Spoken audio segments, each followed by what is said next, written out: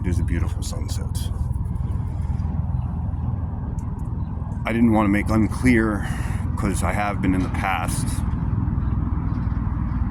Everybody, stop shooting now. I claim a state monopoly on violence.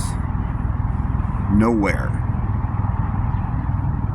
Otherwise, we need to be in Jubilee, a state of forgiveness of each other and one another, and get to the real emergencies. And I'm declaring climate emergency. I don't care what anybody else says. It is a climate emergency, and it will become the first priority of the United States military as a national security risk to the United States government. And we can at the same time upgrade and build for the future. With this bombing and blowing up stuff, well, we need to have some conversations about morality and God and justice and law, how we define that, and how people think about these things, and also about science and things, because man, like bro, yeah, I mean, the science is very old, from when Jefferson was in the White House, that gases warm the earth.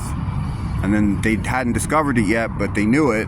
And then they did discover it, and then they isolated carbon dioxide, and then they tested it in 1856, Eunice Foote and John Tyndall, and then 56, as in before the Civil War, before the Supreme Court decided black were actually people.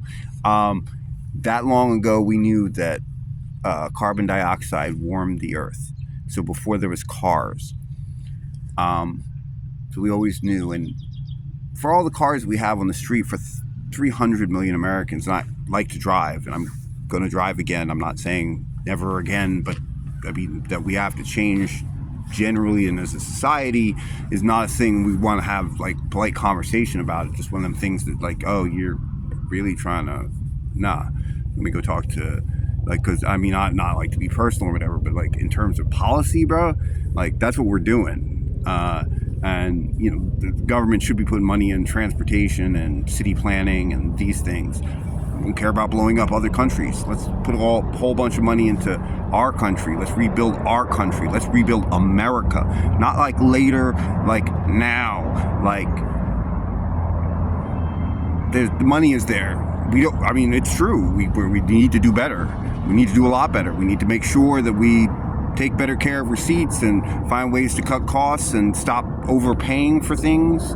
And that might squeeze some businesses into new businesses, but this thing is going to be a lifeline for where things are going to be. It's going to be a huge government funded, and privately funded, actually, a good bit of the money, because the government taxes, so it can take in. So like if they tax private money, but they put out a lot of money, they can bring in a lot of money to underwrite a lot of deals. Anyway, a few $100 billion could get a lot going, something closer to $7 trillion, all said and done.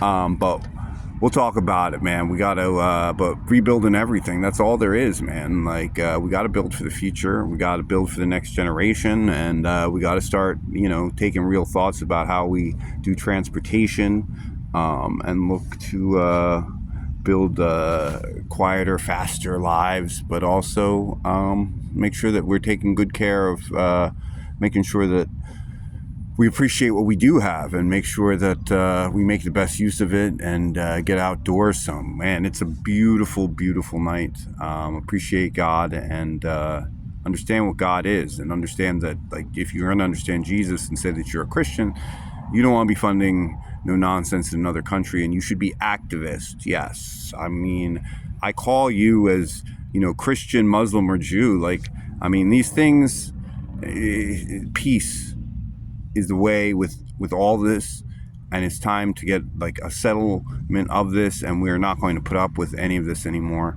I'm ready to go myself to my pilgrimage to the Middle East. Well, not quite ready, but thinking about it now. Going to talk to some folks, and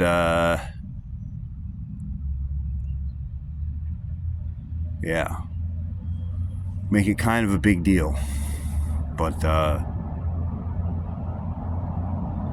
yeah, in case I'm being unclear, stop shooting now.